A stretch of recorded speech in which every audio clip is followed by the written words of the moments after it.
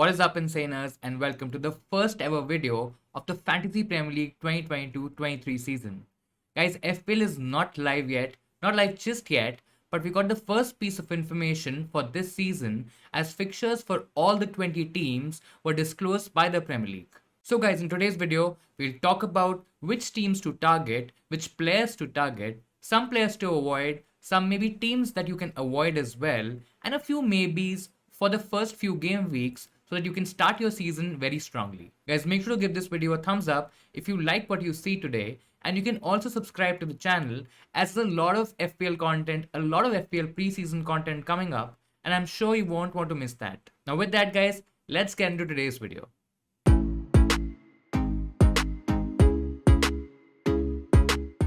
Now guys, talking about the top 6 teams, we start with Man City and Liverpool, and they have the best set of fixtures to start off with, guys. Now you can go for Man City players, you can even go for Liverpool players. Of course, they'll be heavily owned by a lot of FPL managers, but I think having a core of these two teams, these two set of players, should be good for at least your start of the season. I'm pretty sure guys, Mo Salah is going to be a popular choice, a popular player last year, and I think a lot of people will also captain him. Now, apart from Mo Salah, you can also go for the likes of Trent or Robertson. I think both of them were really good last season, and it's really not a lot to choose between them at the moment. Now, guys, if Robertson is equal in price as compared to Trent, I think Trent is slightly the better option, but both options are really good. Now, apart from these players, guys, you have the likes of Jota, Diaz, as well as Nunes. I think it'll be interesting to watch them out in the preseason friendlies and then probably take a call on that. Now, apart from that, as I said, you can also go for Man City players. Man City have really good fixtures, and you have the likes of Haaland and KDB, who probably would be the most favored options in attack. Apart from attack, guys, you can also invest in Cancelo in defense, who was pretty rock solid last season, and I think his ownership this season is also going to be pretty high. Continuing with the top 6 guys, then you have the likes of Arsenal. You have a couple of options who could be really good from Arsenal. Of course, Ramsdale is not going to be the same price as last year. I think his price is probably going to be 5 million or more. And at that price point, guys, I think there could be some better options, or you might just go for a cheaper option at the end. Now, apart from Ramsdale, you can probably look at the likes of Saka and Martinelli, guys. I think it'll be interesting to see what prices that these players come out at. And I think based on that, you can have them in your FPL team. There are a lot of conversations, there are a lot of transfer rumors around Arsenal and what kind of a striker they can sign. And maybe if they have a decent option up top, I think that player could also be a decent option in FPL. Coming to the other London clubs, guys, we have Chelsea and Tottenham, and I think there's some decent options from both the teams as well. In Chelsea, guys, you can go for Reece James and Chilwell. Now, Chilwell was out for majority of the season last year, but I think he's going to be back. I think he's a great option to go for. And if you are going heavy at the back, or maybe if you can't afford the likes of Cancelo or Trent, which might be a bit risky, I think the likes of James and Chilwell, they could be really good options. Now, apart from these two defenders, you can also go for somebody like a Mason Mount, maybe even a Havertz. Now, I think it'll be interesting to see what position Havertz is classified as in the game. I think he could be a forward this season, and that might just spice things up a little bit. Now, talking about Mount had a great season last year for Chelsea. I think he could do really well this season as well. But guys, if you are targeting the likes of Salah, Haaland, maybe even a couple of premium defenders, I think then getting the likes of Son, maybe even Mount for that matter, that might be a bit tricky. Now, talking about Son and talking about Tottenham in particular, guys, there are two standout options as always for the Tottenham team. You have the likes of Son, you have the likes of Kane. Both were really good options last year. I mean, of course, Son had a way better season than Kane last year, but this season it could be different. I think they will be similarly priced, and I think Son is definitely going to be a midfielder, guys. Kane, on the other hand, would remain a forward, and I think it'll be interesting to see how we can fit in the likes of Son and Kane, especially when we are talking so much about Haaland and Salah. In terms of other options, guys, you have the likes of Perisic, and I think his position is going to be very interesting because there are rumors, there are talks that he could be classified as a defender. And if he's a defender, if he's probably a 5 million defender, which I think might not be the case, nevertheless, he could still be a great option in that price point and definitely want to consider. Now, apart from that, you also have the likes of Matt Doherty, who was playing really well last season before he got injured. And I think there was a lot of panic in the community where a lot of people were buying Doherty. He gave a couple of really good weeks, but then he got injured. Having said that, guys, this season it could be different. We never know. But he's also an FPL option. He's also a viable FPL option that you can go for. I know not a lot of people would be going for a lot of Spurs defenders, but if you're targeting one, guys, I think Doherty could be a really good pick.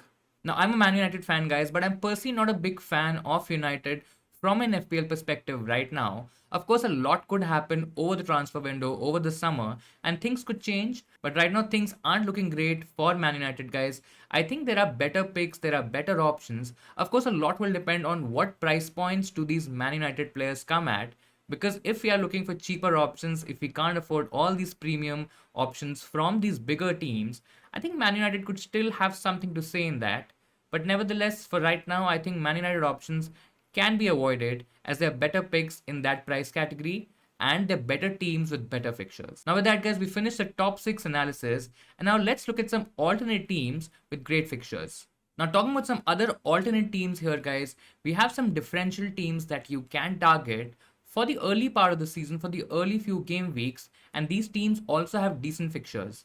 Now, the reason I'm kind of covering these teams, or the reason I'm talking about these teams, is that, of course, you can't have all the players from premium teams and those premium players. So you probably have to kind of go towards certain teams and then find these hidden gems. Now, in terms of these hidden gems, in terms of these different players, now we can go for players from the likes of Wolves, Brentford, even Brighton. I think these are decent teams that we can target. Now, we saw last season that Wolves was really good from a defensive point of view. I think, guys, this could continue this season. We can probably get a couple of 4.5 million options who are pretty decent. Maybe an 8 Nuri, for example. Maybe we get Semedo. He might or might not be in that 4.5 million price bracket. But guys, these two could be decent options to go for. We also have the likes of Johnny, who probably would be competing with the likes of Semedo for that wing back position, guys. But I think from a defensive perspective, Wolves are pretty decent and we can target a few players from the Wolves team. Now, apart from Wolves, guys, I think Brighton's defense was also pretty good last season. In fact, the attack was also pretty decent. So probably if you're looking for a cheaper goalkeeper option, and let's just assume right now, because the prices are not out yet, let's assume that Sanchez is 4.5 million at the moment. In that price point, guys, I think he could be a decent option, a decent keeper option to go for. Now, a keeper that you can probably start in most game weeks because the fixtures are pretty decent, and Brighton, they have a good defensive record over the past few seasons. I mean, they're tight defensively and generally they don't concede a lot of goals. So I think Sanchez could be good. You can even consider somebody like a Trossard, guys. Let's say if you are going through the differential route, if you're probably trying to nitpick these certain players that could give you a lot of FPL points, I think somebody like a Trossard could do really well and he could give you a lot of FPL points in the beginning. Apart from that, guys, you can consider somebody from Brentford as well. Now, I think there would be some movement in terms of the Brentford team. I think they would probably have to get some decent attackers to probably help the likes of Tony, Buemo, etc. Because I think Eriksen's definitely not saying at Brentford. If he was, guys, I think he could be a decent option, but I'm pretty sure he's not staying at Brentford. But I think overall, you can still consider some options from Brentford once the window is over and once they're done with their preseason friendlies. Other than these three teams, guys, you can also look at the likes of Leeds, Aston Villa, and Everton. Now, I think there's some decent options to go for, especially from an attacking perspective, guys. I know a lot of people are talking about Rafinha. There are a lot of rumors that he would be going to Barcelona. Maybe he ends up in a different club, in a different league altogether.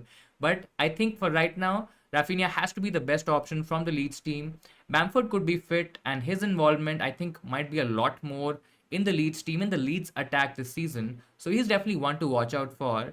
But apart from that, I don't think so. Currently, there are a lot of FPL options.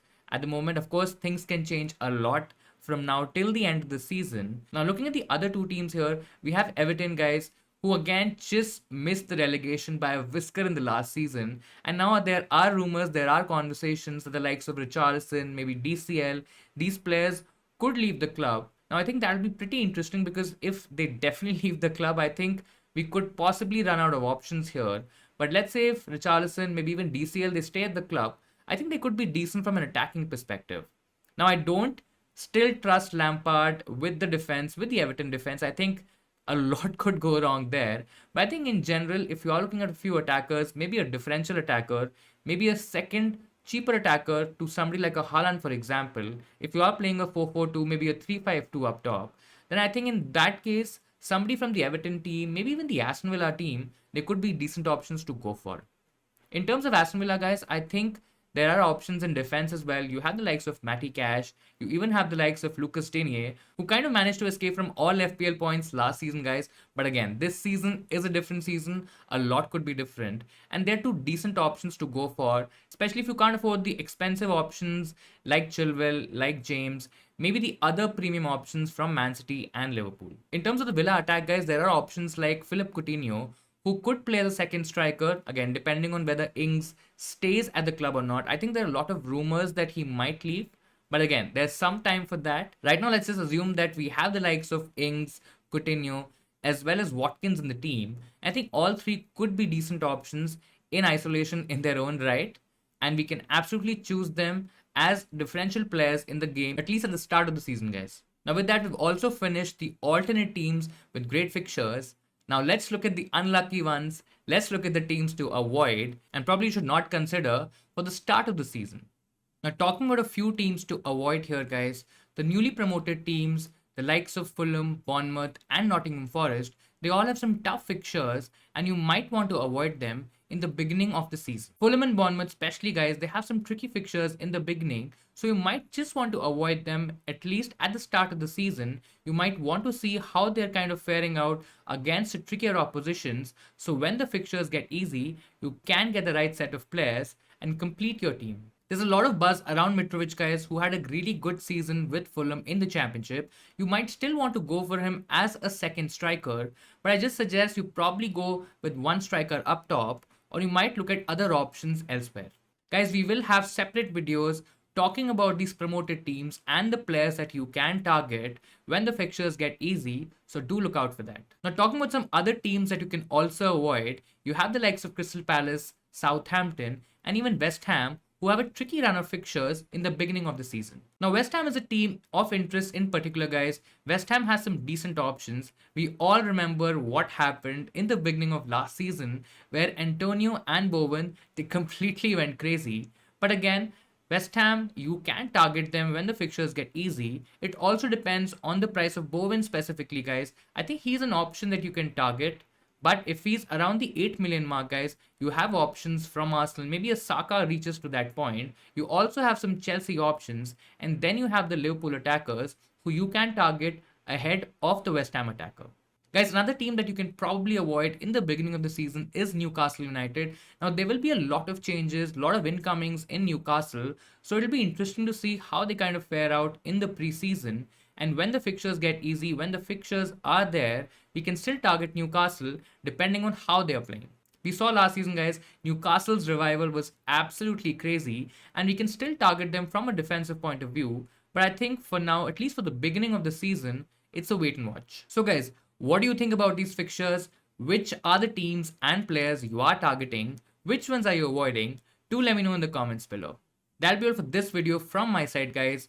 Do smash that like button if you enjoyed today's video. Do subscribe to the channel as well, guys. As I said earlier, there's a lot of preseason content coming up, and I'm sure it'll be very exciting. Now, we'll be back again, guys, when there are some price reveals, and of course, when the game is live. So do stay tuned for updates. Make sure that you check out our channel on Instagram as well, where we are posting daily updates, guys. Thank you for watching, and I'll see you insaners next time.